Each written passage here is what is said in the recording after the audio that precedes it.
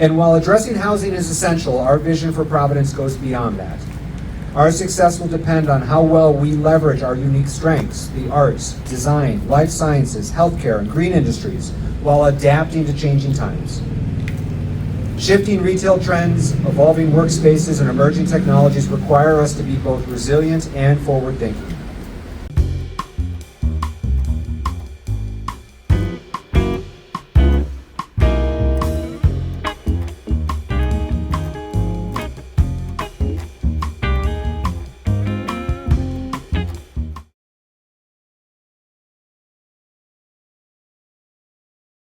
Well, good afternoon, everybody.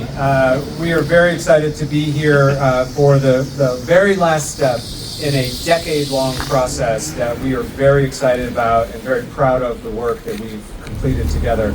I want to welcome our friends and partners from the Providence City Council, Council President Rachel Miller, who we'll hear from in a second, Councilman Pichardo, Councilman Goncalves, Councilman Espinal. We're going to hear in a little bit from Michael Gazdacko, who's the chair of the City Planning Commission, also celebrated a birthday yesterday.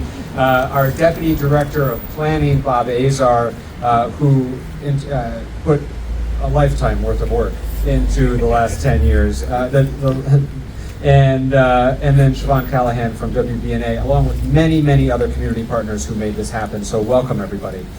This is, in fact, a very exciting day for Providence. After years of thoughtful planning and robust community engagement, we are now codifying the once-in-a-decade opportunity to shape the future of our city. In an era of complex challenges, a well-crafted plan is our strongest foundation. This comprehensive plan came together under the incredible team of city planners and members of my administration who collected more than 2 years' worth of input from our neighbors, business groups, community groups, local stakeholders, and city councilmen. Our plan provides a blueprint for a vibrant, resilient Providence that offers opportunities for everyone while addressing the most critical challenge we face, not just here in Providence, but on a national scale as well. Like many other cities, Providence is experiencing a severe shortage of affordable housing. This crisis affects everyone, individuals, families, employers, and sectors of all corners of our economy. In response, my administration and our city together has made targeted investments into the Affordable Housing Trust and allocated millions of dollars to support emergency shelter beds for our most vulnerable residents. We've taken proactive measures to promote housing development citywide. We've adopted new zoning regulations that allow for construction of smaller lots to streamline city review processes, and we're creating more housing opportunities while promoting sustainable growth.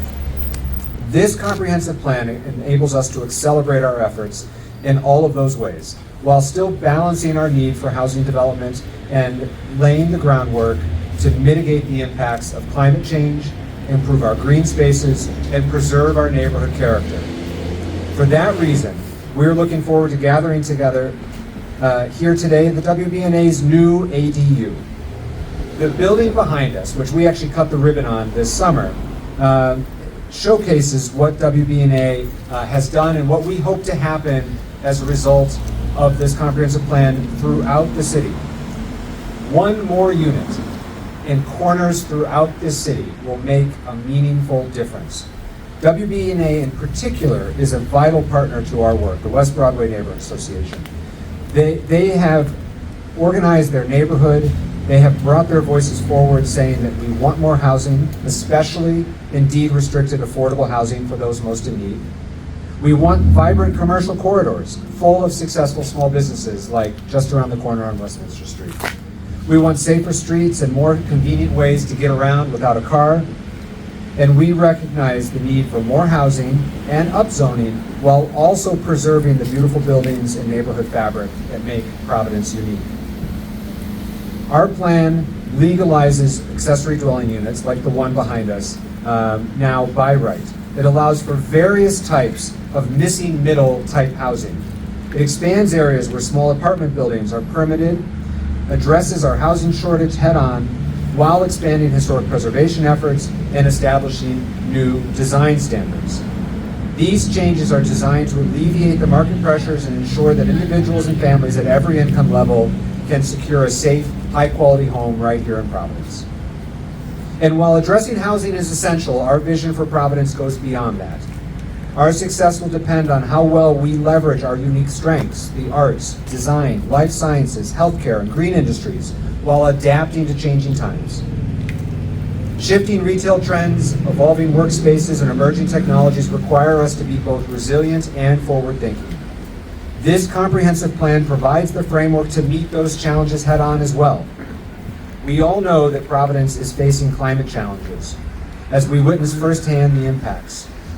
Just last summer, most of us will recall, we were having some of the greatest flooding in our lifetime. This year, a year later, for the first time in decades, we have wildfires in the city of Providence. That's what climate change looks like. Extremes at both ends. And we're seeing it happen in real time. This plan addresses some of the steps that we can take. It's a call to action, urging us to protect our city, our people, and our cultural treasures from these growing threats. The sustainability chapter in particular outlines crucial steps to protect our environment and promote public health. By advocating for cleaner industrial practices, supporting air quality monitoring, and prioritizing resources for frontline neighborhoods, the plan underscores our commitment to environmentally responsible and just growth. We've also ensured that in this plan that Providence becomes a more accessible city by making it safer and more convenient to move around Providence by alternative modes of transportation. I see leadership here from the AARP. It's important to us that we make this a city that's accessible for those with mobility challenges, for older residents, and indeed for everyone. By promoting equitable economic development and job creation, by supporting and preserving cultural assets that celebrate Providence's diversity, together we have developed a plan that is certain to improve the quality of life, prosperity, and comfort for all of our community. The success upon this comprehensive plan depends on all of us here today. As I mentioned earlier, I want to give special recognition and deep gratitude to our Deputy Director of Planning, Bob Azar. Would you give Bob a round of applause?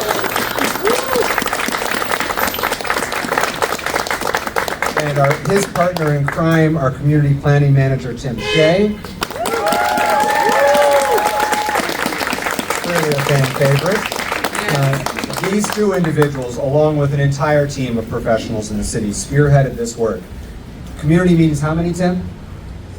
Over 90, but who's counting? Over 90 community meetings spanning multiple years.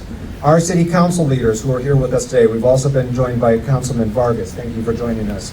They hosted their own community meetings. They came to our community meetings, neighborhood associations. There has never been more community engagement in a plan than in this comprehensive plan, and that is why we are so excited that not only is it an excellent plan, but that it will be embraced and it will be used. I want to thank City Plan Commission Chairman Michael Gazdacko because the next steps fall somewhat on him.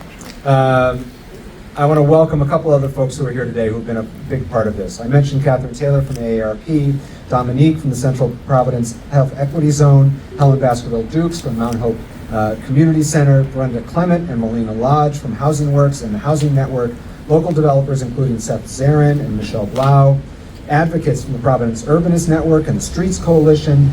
Their efforts, combined with the individual input of thousands of community members, have resulted in a plan that is reflective of a shared vision for a vibrant, equitable, and resilient Providence. The signing of this historic comprehensive plan is not just ceremonial. Today, we reaffirm our commitment to collaboration, progress, and action. Together, we will ensure that Providence remains a city of opportunity, creativity, and promise for generations to come.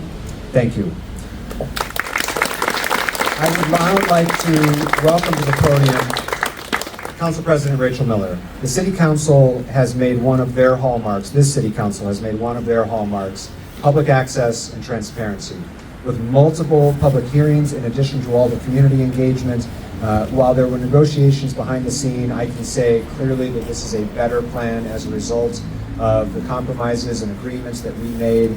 I'm so grateful for her partnership and for the City Council more broadly for embracing this plan with us together, and would invite Rachel to say a few words.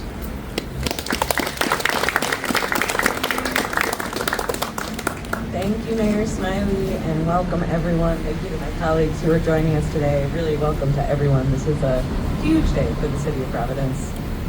We are celebrating a comprehensive plan that was shaped by thousands of voices, right? Guided by the experience of city residents and driven by the urgent needs to meet the challenges our city faces. We heard over 90 community meetings. We had meetings in all 15 wards, 5 public hearings, over 200 letters just through the public hearing process alone. The plan we're solidifying today is so rooted in the voices and collaboration and needs of our residents. I also want to add my thanks to Bob Azar and Tim Shea. You have created the path to have more input in any comprehensive plan by far in the city of Providence, so thank you.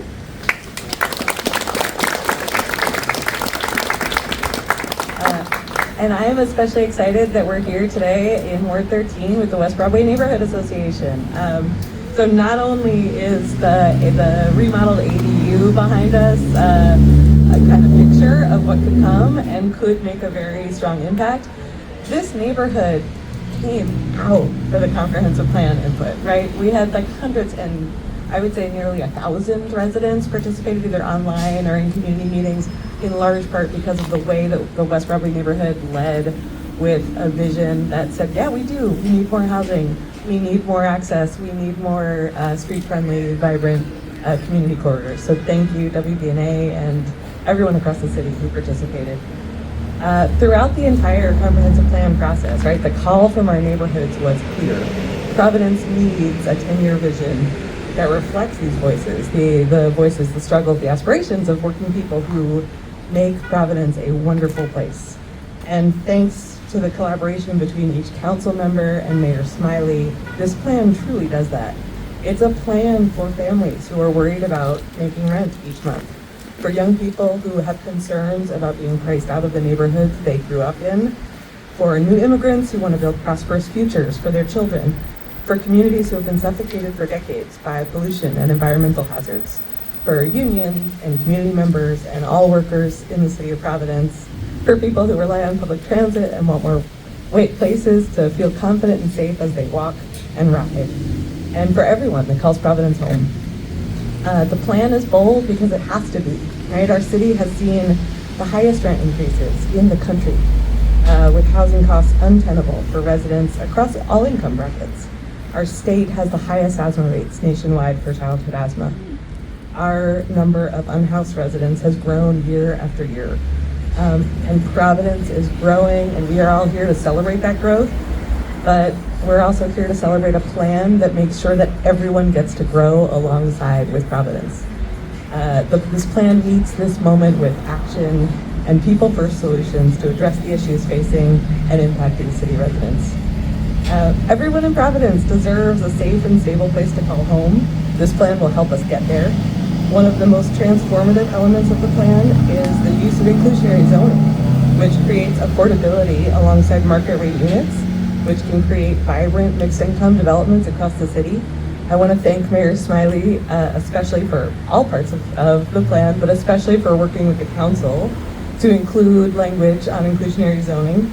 If we're serious about stopping the cycle of displacement, and I know we are, we have to work together to make affordability the rule and not the exception. To clear the way for smarter growth, we've also set a course to reduce and eliminate parking minimums where it makes sense, where it's reasonable, and where it will help foster increased growth and development. We've made a commitment in this plan to protect and advocate for unhoused residents with humanity and care, not neglect or unnecessary punishment. And we've put environmental justice front and center. So from challenging polluting industries that have endangered Southside residents to embedding climate resilience into the fabric of all city projects. And we recognize that there's more work to be done here, right? We've heard loud and clear from advocates demanding bolder action at the port for cleaner air, public health, and a future that's sustainable for all of us, and they're right. As we move forward with updating the zoning ordinance and working with the CPC and what will come before council, we'll be working with everyone impacted, right? With residents, with businesses, with workers, with all partners together to get very specific about how we can ensure new businesses at the port are clean, are green, are providing excellent career opportunities for city residents, and to ensure that the city is doing its part to turn around decades of environmental racism and move towards transformative change, not just at the port, but citywide. It's a plan that envisions a Providence where working families can thrive, where our young people can build their futures, and where our communities, the heart of what makes Providence such an incredible city to live, grows stronger and grows together. The plan is a vision for a city that fights for its people. So thank you, Mayor Smiley. Thank you for investing in this work together. I know that we both know that the work doesn't stop here, and now we need to work together with everyone who's here today and many people who aren't to make this vision a reality. So thank you very much. Thank you, Madam President. Next, I'd like to invite up to the podium the Chair of the City Plan Commission, Michael Gazdacko. We depend in many aspects of city life on talented, dedicated volunteers. Volunteers who spend their time because they care about their community for no pay, after hours, and sometimes long meetings. And chairing the CPC for many years now is Michael Gazdacko, who helped bring us to this process today, and I want to thank him for his incredible hard work. And for his birthday yesterday, we've given him a comprehensive plan.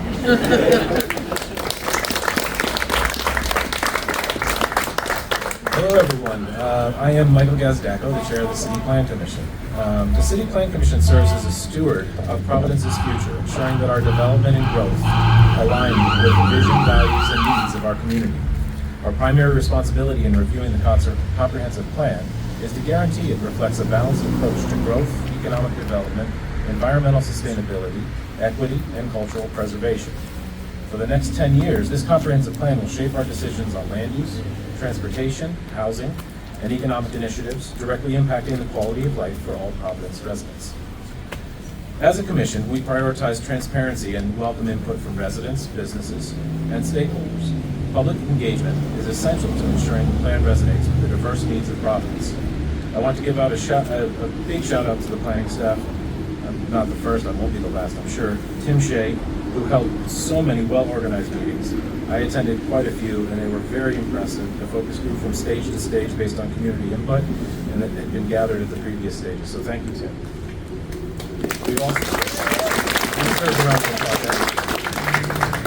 We've also worked closely with city staff this year to review public feedback and integrate it meaningfully into the plan. I've heard from most people, now that the plan is in final form, that they like the plan a lot, but some say it didn't go far enough here. Others say that it went too far there. No one once has told me that there wasn't a time or a way to get involved or be heard. So that is something to be proud of. But my thought in this is that if no one got everything they wanted, but they can live with this plan, I think that's a pretty good, fair plan that we can publish today.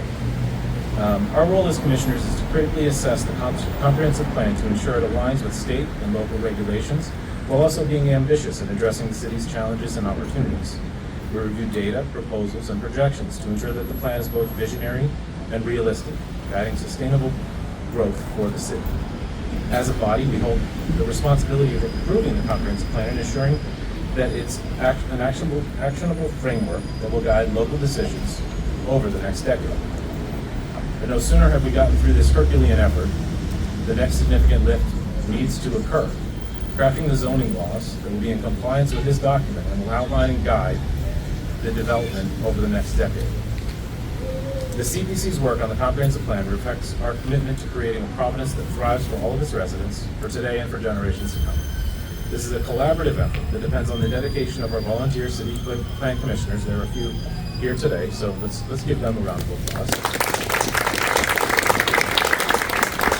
Here in Providence, we are incredibly fortunate to continue this work with the partnership of Mayor Smiley and the Providence Department of Planning and Development, who have been exemplary leaders in developing thoughtful, inclusive, and robust civic engagement throughout this process. But there's not enough I can say about Deputy Director Bob Azar. In my mind, he is one of the best land use professionals in this state, and we are lucky to have him. I know that like everything else he touches, we are in a better place with this plan because of his intimate involvement. Thank you to Director Joe Mulligan for his guidance and leadership. Thank you to Alexis Thompson, our zoning official, with deep knowledge and sage advice at the ready. Megan DeSanto and Sharon Garner in the law department, always keeping us in our lane, or at least trying to. And the countless others that worked on this in one way or another. There are too many to name. When we started this process, we knew it would be a transformational plan, one that was ambitious and geared toward producing more housing, allowing development guidelines to be more predictable, and overall aligning with the time we find ourselves in. We couldn't have asked for a better leader than Mayor Smiley when it came to this. He actually read and commented on each draft that were produced. He supported us when we had bold ideas, and he was pragmatic when we needed to ensure that we had a document that actually worked for our city. Thank you, Mayor, for your thoughtfulness and attention in this process. And thank you to the City Council President, Rachel Miller, who shepherded this through the City Council and allowed further dialogue and discussion that led to the plan that we have here today. There were more meetings than I thought would occur after so many public meetings had already been held. And I think I agree with everyone here that it's a better document having happened. It feels appropriate that the plan was approved yesterday. Yesterday happened to be my birthday. And to be honest, after the amount of time and effort we've all spent on this, I feel this is one of the best presents I could ask for it to all be a final day for us to be here today and celebrate it. Thank you all again. It's been a pleasure to work with you all on this. Thank you, Michael. Next, I'd like to invite our host for today, the Executive Director of the WBNA, Siobhan Callahan. Siobhan, as Rachel pointed out, has led arguably the most active neighborhood association, certainly through this process, and gives us the centerpiece for what an example is of what we hope to do throughout the city. Siobhan?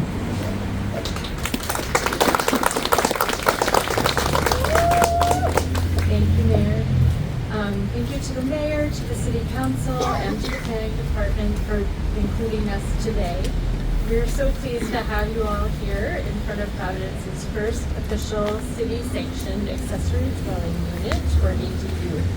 This project dates back to the pandemic days when my predecessor, Kari Lane, began laying the groundwork for transforming what was a dilapidated and unused garage into both an affordable and an accessible ADU. Back then, we needed a dimensional variance to make this happen, but now it is easier than ever to get started, and that's what we do.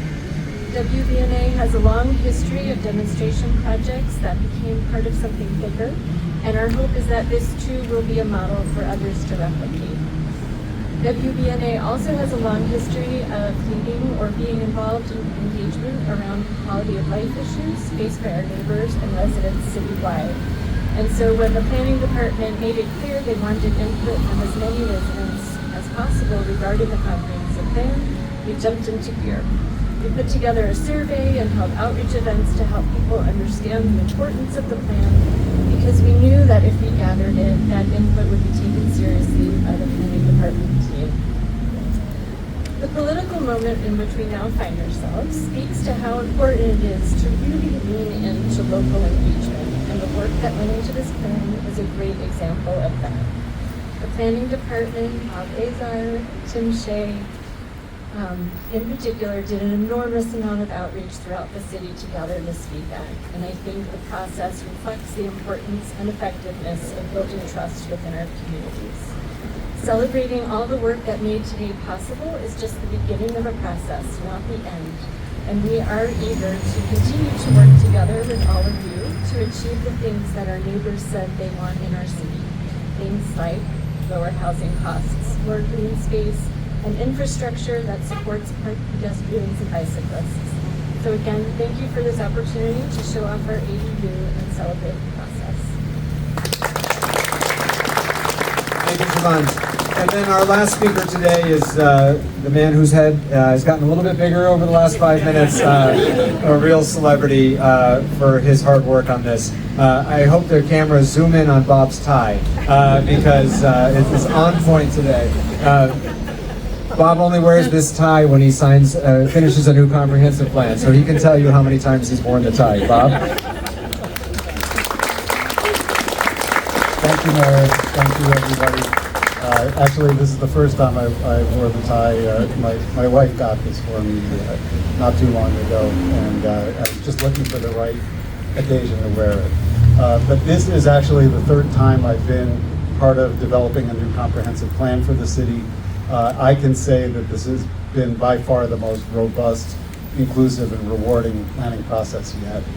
In a city as wonderfully diverse as Providence, creating a community-wide plan is a challenging undertaking. The process can only be successful if there's a sincere approach to community engagement. It's a process where we planners bring our expertise to the table, but we also listen to and learn from the many stakeholders that have an interest in making our great city a better place. We have to somehow find consensus around policies to tackle our greatest challenges. In seeking that consensus, we run the risk of sacrificing ambition, but that's not the case here. This plan is full of big and bold ideas and points toward a bright future for Providence. A sincere thank you to all from the public who participated in this process. Every voice was heard, and in one way or another is represented in this plan. I want to thank the planning and zoning staff, many of whom are here, and every one of whom participated in this effort on top of their day-to-day duties. Planning Director Joe Mulligan, who couldn't be with us today, Jess Lance, Dave Everett, Alex Ellis, Chris Martin, Rye Dickerson, Ian Collins, Chris Issei, Jason Martin, Joyan Mandrakar, Lev Simon, Darcy Charlson, Evelyn Alcantara, Darlo Duarte, Manoj Shrestha, and Nick Ciccatelli, Aaron Bradley, and Alexis Thompson. A special thanks to Tim Shea. Once again, give it up for Tim. Tim got us into every neighborhood and ward in the city. He was tireless in soliciting and synthesizing the thousands of comments we received. Providence is fortunate to have such an incredibly talented and dedicated team. So please, thank you, and give it up for the planning and zoning staff. Other departments whose participation was invaluable includes parks, art, culture and tourism, economic development, housing and human services, inspection and standards, and the law department, public works, and sustainability. Thank you all. A special thanks to the City Plan Commission. These volunteers spent hours working with us as thought partners and sounding boards, and patiently listening to hours of public testimony. Chairman Michael Gazdacko was a great facilitator of the public process and helped guide us in the creation of the plan. Michael, I'm grateful for your leadership and support. I also want to recognize Noel Sanchez here and Will Sherry, also commissioners. I don't know if there's any other commissioners, but thanks to all the city plan commissioners. Thanks to the City Council, especially to Council President Miller for her leadership, and Chairman Espinal for expertly taking us through a challenging but ultimately successful hearing process. Thanks to the council staff, Aaron Easter Gardner and June Rose for their partnership.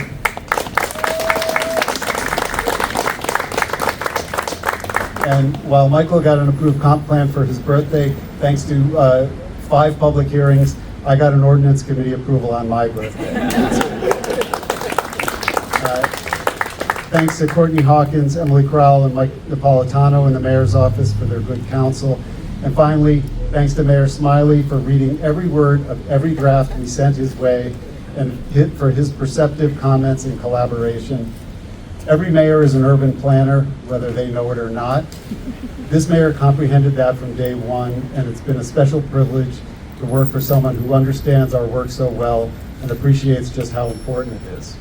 Mayor, by signing this ordinance, you're declaring that this plan belongs to all of us. Thank you.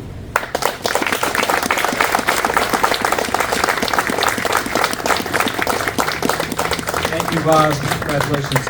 Okay, so we're going to go to the table and make it official. I'll invite folks to stand behind me as we do so. I'll then come back to the podium. We'll take questions on the comp plan. Comp plan first. I know there's some other news going on in the world today. So after we handle all the comp plan questions, then I'll stick around, council people as well, to answer any other questions. All right? Thank you.